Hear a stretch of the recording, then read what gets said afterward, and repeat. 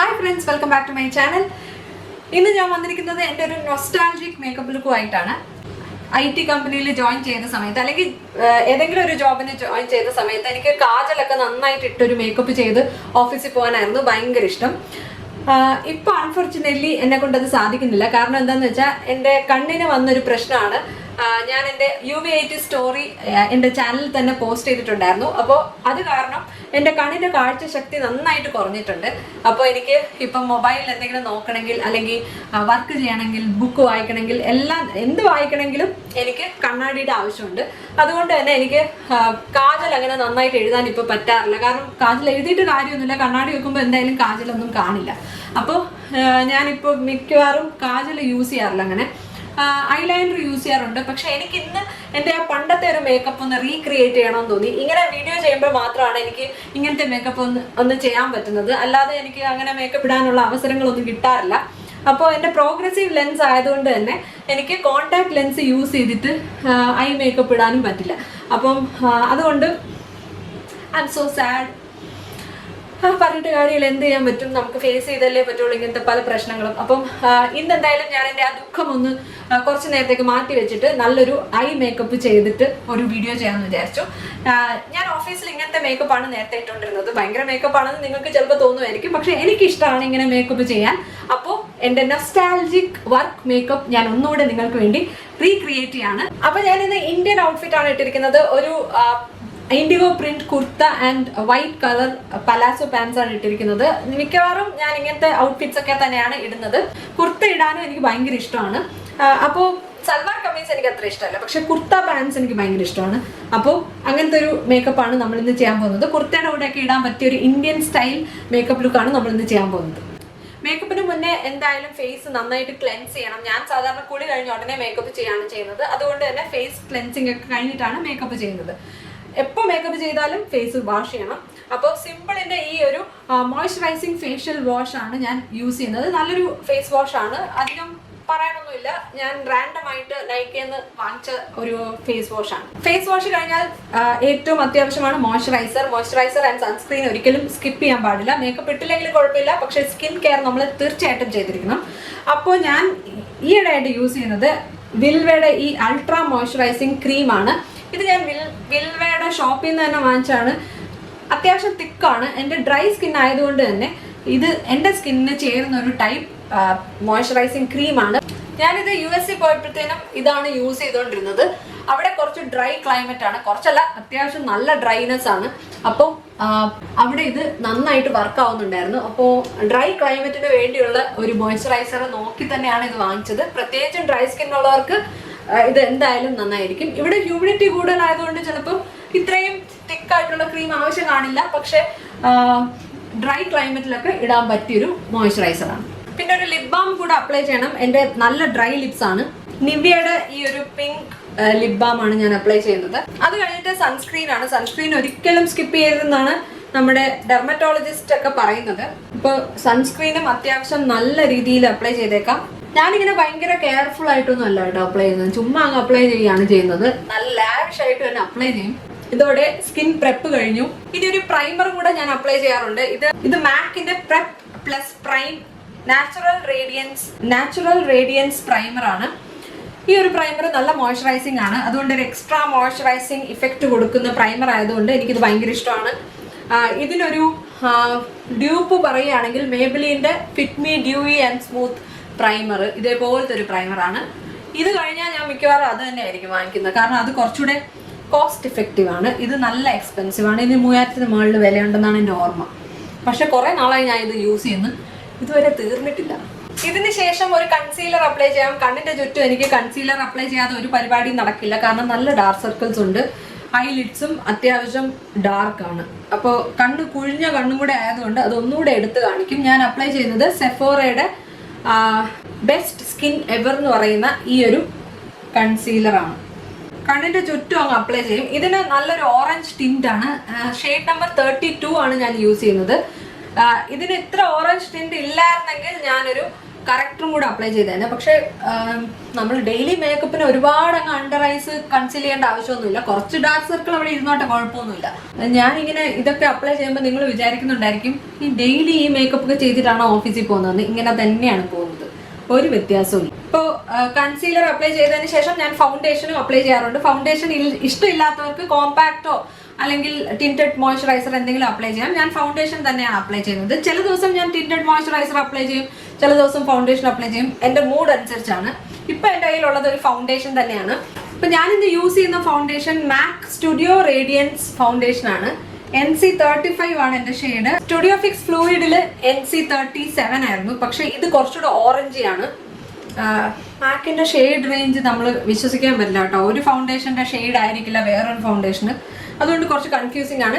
ഒരുപാട് foundation apply ചെയ്യേണ്ട ആവശ്യമില്ല. ജസ്റ്റ് ചെറുതായിട്ടൊന്ന് ഡോട്ട് ഡോട്ട് ഒക്കെ ഇട്ട് കൊടുത്തിട്ട് ഒന്ന് ബ്ലെൻഡ് ചെയ്തെടുക്കുകയുള്ളൂ. ഭയങ്കര തിക്കായിട്ടൊന്നും ഞാൻ അപ്ലൈ ചെയ്യാറില്ല.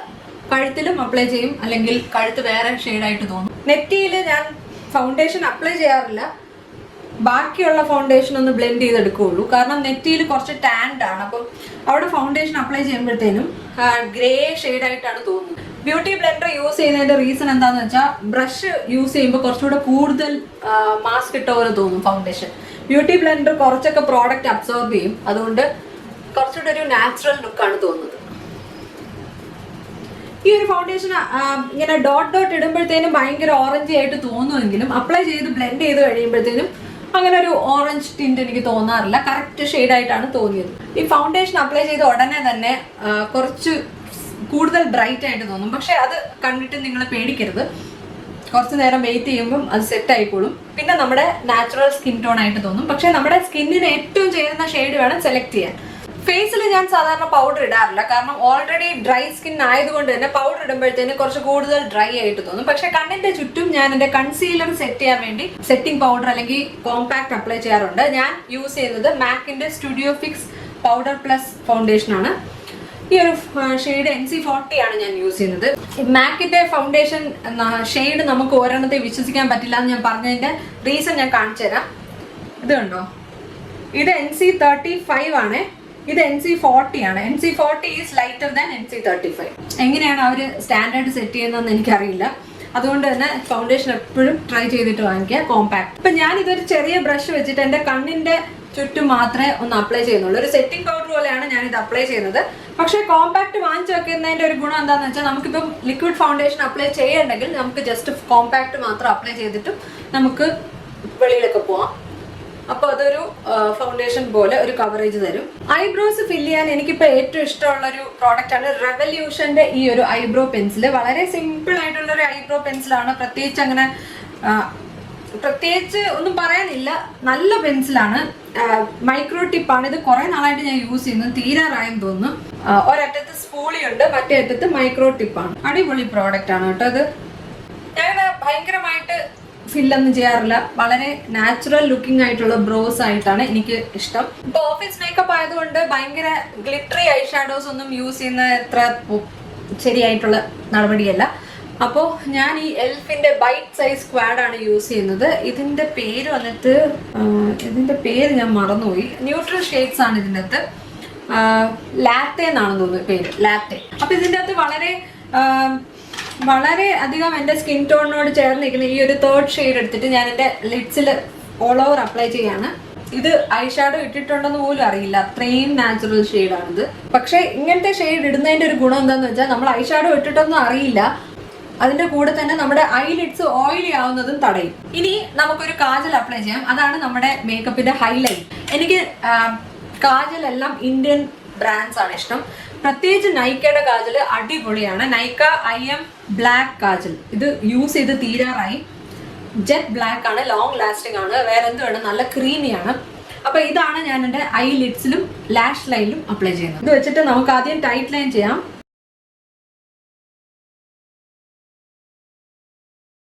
ഈ ബ്ലാക്ക് അപ്ലൈ ചെയ്യുന്നതിന് പകരം കുറച്ചുകൂടെ സോഫ്റ്റർ ലുക്ക് കിട്ടാൻ വേണ്ടി ബ്രൗൺ അപ്ലൈ ചെയ്യാം. കുറച്ചുകൂടെ എഡ്ജി ലുക്ക് വേണമെങ്കിൽ നേവി ബ്ലൂ, ഗ്രീൻ ഒക്കെ നമുക്ക് യൂസ് ചെയ്യാവുന്നതാണ്.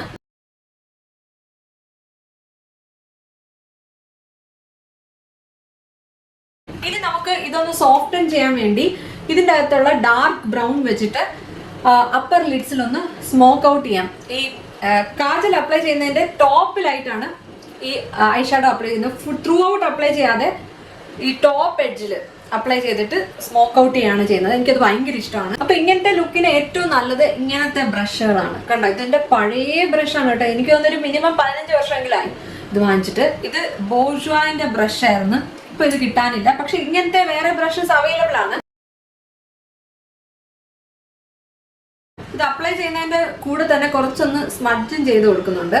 അത് കുറച്ചിങ്ങനെ മുകളിലോട്ടൊന്ന് ബ്ലെൻഡ് ചെയ്ത് കൊടുക്കുകയാണെങ്കിൽ ആ ട്രാൻസിഷൻ അറിയേയില്ല, അടിപൊളിയായിട്ടിരിക്കും. അതേപോലെ തന്നെ ലോവർ ലാഷ് ലൈന് ചെയ്യും.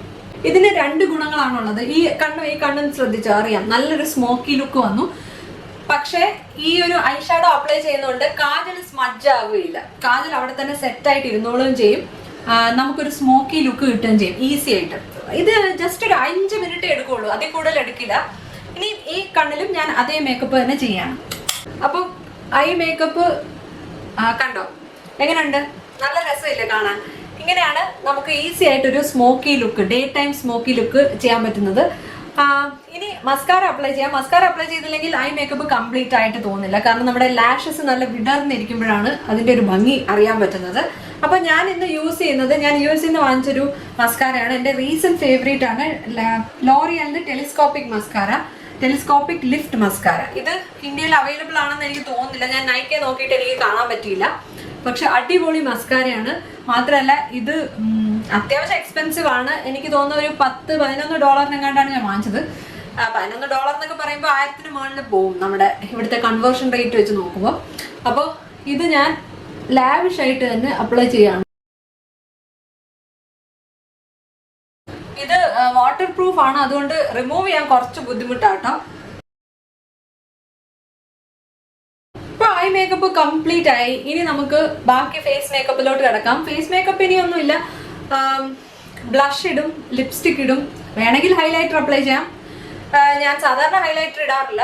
ബ്ലഷ് ആൻഡ് ലിപ്സ്റ്റിക് നമുക്ക് അപ്ലൈ ചെയ്യാം. കുറെ നാളുകളായിട്ട് ഞാൻ ഇടുന്നതാണ് ബോബി ബ്രൗണിന്റെ ഈ ഒരു ട്യൂലെ എന്ന് പറയുന്ന ടിന്റ്. ഇത് ഒരു നമ്മുടെ ഇന്ത്യൻ സ്കിൻ ടോണിനൊക്കെ അടിപൊളിയായിട്ടുള്ളൊരു സാധനമാണ്. ഇതിന് 3000-ന് മുകളിൽ വിലയുണ്ട്. പക്ഷെ ഞാൻ പറയട്ടെ, ഒരു 1.5 വർഷമായിട്ട് ഞാൻ ഇത് യൂസ് ചെയ്യാണ്. ഇതുവരെ ഇത് തീർന്നില്ല. ഇത് എന്ന് തീരും എന്ന് ഞാൻ നോക്കിക്കൊണ്ടിരിക്കുകയാണ്. കാരണം എനിക്ക് പുതിയ ബ്ലഷ് വാങ്ങിക്കാൻ. ഇത് നന്നായിട്ട് ബ്ലെൻഡ് ആവും. ഇത് ലിപ്പ് ആൻഡ് ചീക്ക് ടിന്റ് ആണ്. പക്ഷെ ലിപ്സിൽ ഇടുകയാണെങ്കിൽ ഇത് ഭയങ്കര സ്റ്റിക്കിയാണ്. അതുകൊണ്ട് എനിക്ക് ഇഷ്ടമല്ല.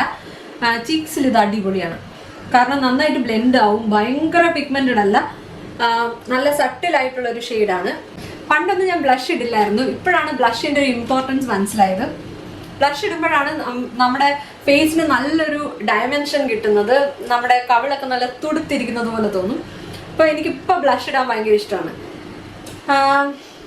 ഇത്രേ ഉള്ളൂ. ഇനി ലിപ്സ്റ്റിക്ക് മാത്രമേ ഉള്ളൂ. ലിപ്സ്റ്റിക്ക് ഏത് ലിപ്സ്റ്റിക്ക് ഇടണമെന്ന് വിചാരിക്കുന്നത് ഞാൻ പിങ്ക് ഇടാമെന്ന് ഞാൻ ആദ്യം വിചാരിച്ചത്. പക്ഷേ ഓൾറെഡി നമ്മുടെ ഐ മേക്കപ്പ് നല്ല ഹെവിയാണ്. അതുകൊണ്ട് നമുക്കൊരു ന്യൂഡ് ലിപ്സ്റ്റിക്ക് ഇടാം. അപ്പോൾ ലിപ്സ്റ്റിക്ക് എനിക്ക് വളരെ ന്യൂട്രൽ ന്യൂഡ് ലിപ്സ്റ്റിക് ഇടാനാണ് തോന്നുന്നത്. കാരണം ഐ മേക്കപ്പ് നല്ല ഹെവിയാണ്.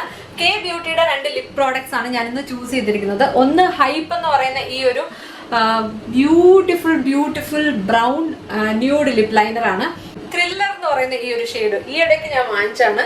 ഇതെനിക്ക് തോന്നുന്നു ഞാൻ യുഎസിൽ പോകുന്നതിന് ഒരു മാസം മുന്നേ എങ്ങാണ്ട് വാങ്ങിച്ചാണ്. അടിപൊളി ഷെയ്ഡാണ്, ന്യൂഡ് ബ്രൗൺ ഷെയ്ഡാണ്. നമുക്കിത് അപ്ലൈ ചെയ്ത് നോക്കാം. ഈ കെ ബ്യൂട്ടിയുടെ ലിപ് ലൈനേഴ്സിന്റെ ലിപ് ക്രയോൺസിന്റെ ഒരു പ്രശ്നം എന്താണെന്ന് വെച്ചാൽ, നമ്മൾ കുറെ നാൾ യൂസ് ചെയ്യാതിരിക്കുകയാണെങ്കിൽ ഇത് ഡ്രൈ ആയി പോകും. പിന്നെ എത്ര പ്രഷർ കൊടുത്ത് അപ്ലൈ ചെയ്താലും ഒരു പിഗ്മെന്റേഷനും കാണില്ല. ഇതിപ്പോൾ ഡ്രൈ ആവാൻ തുടങ്ങി. കാരണം ഞാൻ ഇടയ്ക്ക് ഇത് യൂസ് ചെയ്യുന്ന നിർത്തിയിട്ട് വേറെ ലിപ് ലൈനേഴ്സ് യൂസ് ചെയ്യായിരുന്നു. അതുകൊണ്ട് കുറച്ച് ഇതിന്റെ ഡ്രൈനെസ് വന്നു തുടങ്ങി. ത്രില്ലർ എന്ന് പറയുന്നത് ഈ ഒരു ഷെയ്ഡാണ്. ഇതും ഒരു ന്യൂഡ് ബ്രൗൺ ഷെയ്ഡാണ്. കംപ്ലീറ്റ്ലി മാറ്റ് ഫിനിഷ് ആണ്. ഇത് നല്ലൊരു ഡ്രൈ മാറ്റ് ആണ്. പക്ഷെ നമ്മുടെ ലിപ്സിനെ ഡ്രൈ ഒന്നും ആക്കില്ല. ക്രീമിയാണ്. എനിക്ക് കെ ബ്യൂട്ടിയുടെ ലിപ്സ്റ്റിക്കും ലിപ് ക്രയോൺസും ഒക്കെ ഭയങ്കര ഇഷ്ടമാണ്. ലിപ് ക്രയോൺസ് കുറച്ച് ഡ്രൈങ് ആണ്, പക്ഷെ ലിപ്സ്റ്റിക്സ് നല്ലതാണ്. എനിക്ക് ഈ മേക്കപ്പ് ഭയങ്കര ഇഷ്ടപ്പെട്ടു. നിങ്ങൾക്ക് ഇഷ്ടപ്പെട്ടോ? ഇനി നമുക്ക് ഓവറോൾ ലുക്ക് ഒന്ന് നോക്കാം. ഈ ഒരു ഇയറിംഗ് ആണ് ഞാൻ ഇന്ന് ഇടുന്നത്.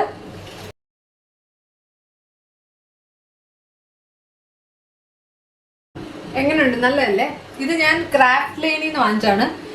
ക്രാഫ്റ്റ് ലൈൻ ആണെന്ന് തോന്നുന്നു ആ ഒരു ഷോപ്പിന്റെ പേര്. ഫീനിക്സ് മോളിൽ നിന്നാണ് വാങ്ങിച്ചത്. ഇനി ഞാൻ എൻ്റെ നെയിൽ പോളിഷ് കാണിക്കാം. നെയിൽ പോളിഷ് ഞാൻ ഇതിന് മുന്നേ ഒരു വീഡിയോയിൽ കാണിച്ചാണ്, USA മേക്കപ്പ് ഹാളിൽ കാണിച്ചാണ്. SC എന്ന് പറഞ്ഞ ബ്രാൻഡിന്റെ ആണ്, എക്സ്പ്രസി. ഇതിന്റെ ഷെയ്ഡ് നെയിം ആണോ ഈ എക്സ്പ്രസി എന്ന് എഴുതിയേക്കുന്നതെന്ന് എനിക്ക് അറിഞ്ഞൂടാ.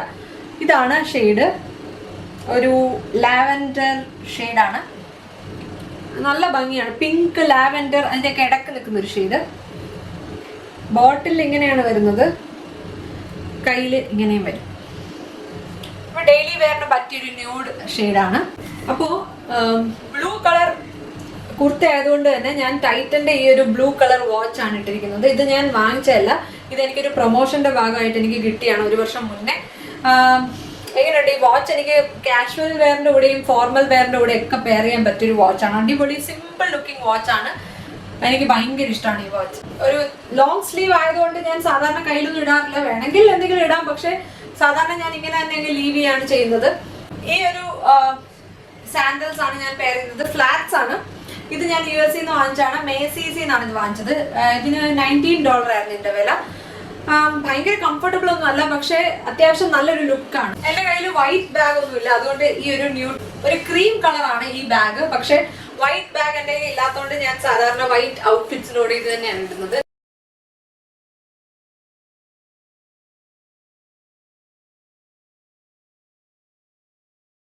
അപ്പൊ ഇതാണ് നമ്മുടെ ഇന്നത്തെ ലുക്ക്. എങ്ങനെയുണ്ടെന്ന് നിങ്ങൾ പറയാ. ഈസി ആയിട്ട് ചെയ്യാൻ പറ്റുന്ന ഒരു മേക്കപ്പ് ലുക്കാണ്. ഞാനിങ്ങനെ സംസാരിച്ചുകൊണ്ട് ചെയ്തുകൊണ്ട് കുറെ നേരം പോയി, പക്ഷെ ഇത് ഞാൻ ഇടുമ്പോഴത്തേനും ഒരു 10 മിനിറ്റ് എടുക്കാറുള്ളൂ, അതിൽ കൂടുതൽ എടുക്കാറില്ല. വളരെ ഈസി ആയിട്ട് നമുക്ക് പ്രാക്ടീസ് ചെയ്തെടുക്കാൻ പറ്റുന്ന ഒരു മേക്കപ്പ് ലുക്കാണ്. മാത്രമല്ല ഈ ഒരു മേക്കപ്പ് ലുക്ക് നമ്മൾ ഒന്ന് പഠിച്ചു വെക്കുകയാണെങ്കിൽ നമുക്ക് വേണമെങ്കിൽ ഇതിൻ്റെ അകത്ത് കുറച്ച് ആഡ് ചെയ്ത് കുറച്ച് ഒക്കെ നമുക്ക് പാർട്ടി വെയർ ആയിട്ടും പിന്നെ കാഷ്വൽ ഔട്ടിങ്ങിനുള്ള മേക്കപ്പ് ആയിട്ടും ഒക്കെ തന്നെ നമുക്ക് ഇടാവുന്നതാണ്. എന്തായാലും ഈ വീഡിയോ ഇഷ്ടപ്പെട്ടാൽ ലൈക്ക് ചെയ്യുക, ചാനൽ ഇഷ്ടപ്പെട്ടാൽ സബ്സ്ക്രൈബ് ചെയ്യുക. അടുത്ത വീഡിയോയിൽ കാണാം. Take care and bye bye.